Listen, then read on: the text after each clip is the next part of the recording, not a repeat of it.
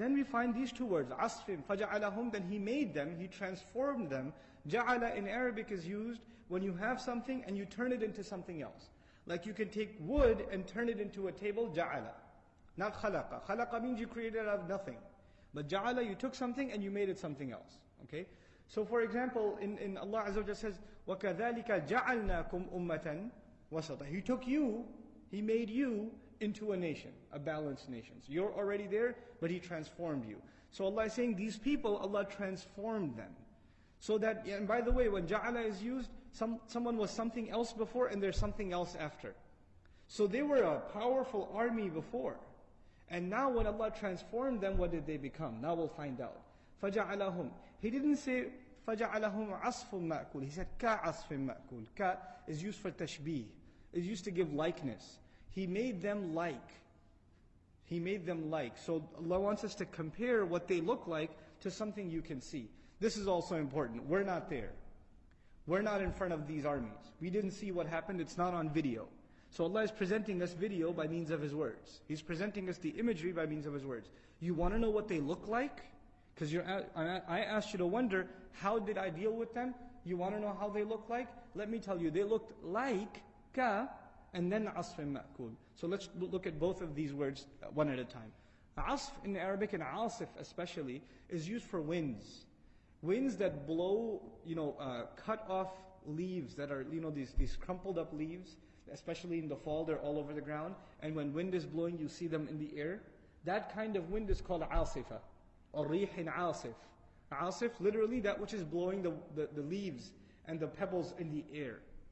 Asfa actually is the leaf of a tree that has been cut off and withered and broken up. That's what that is. Asf is also used for straws, because when the wind blows, what else blows with?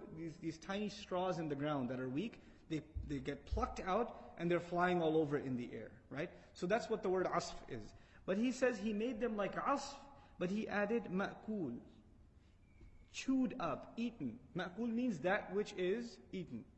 And asfun ma'kul was used by the Arabs, these camels or these other cattle, they're going around the ground, they're chewing on stuff, and the animal picks up a large chunk to chew on in its mouth, but some of it falls out. Some of it falls out. And the remains on the floor is called asfun ma'kul. So Allah says, you want to know what they look like? They look like those leftovers that the animal has chewed on and it just slipped out of its mouth and fell. That's what they look like. If you want to know how badly they were crushed and destroyed. The idea being, when an animal uses the full strength of its jaw to chew on it and really crush it, grind it, and then it comes out in this goop on the ground. This is how Allah crushed these armies and how He made them. This is one meaning of it. Then ma'kul also means that which is, not just that which is eaten, that which is supposed to be eaten. In other words, something that is, ma'kul is something that is there, and it can't help itself, you're going to go eat it. Like, an animal that is about to be eaten can at least run away. But straw or hay or whatever is sitting in front of an animal, that food is defenseless. Its destiny is to get destroyed. Allah compares them to a helpless piece of food that has no option but to get eaten up by its enemy. It's like they had no escape. So asfun ma'kul is used. Then the commentary by Ash-Shawkani rahimahullah, ay sallat Allahu alayhim ta'ala alayhim tayran, that Allah imposed upon them these birds, tarmihim bihijaratin, that would stone them with sharp, precise targeting with stones, min tin mutahajjir, from clay that has been turned into stones, فَصَارُوا بِسَبَبِ ذَلِكَ صَرْعَى هَالِكِينَ, and because of that they became completely crushed, chewed up, completely destroyed.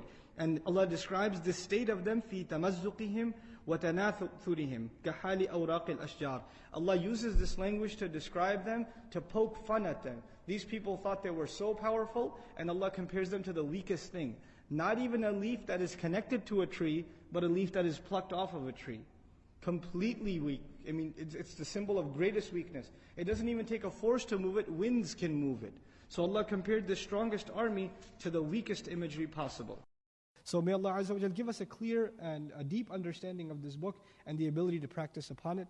May Allah Azza wa Jal take the good things that are said and enter it into our hearts, and anything that is incorrect, may He remove it from our memories and our hearts. Barakallahu li wa lakum fil Qur'an al-Hakim, wa nafa'ni wa iyyakum bil ayati wa dhikr al-Hakim. Wassalamu alaikum wa rahmatullahi wa barakatuh.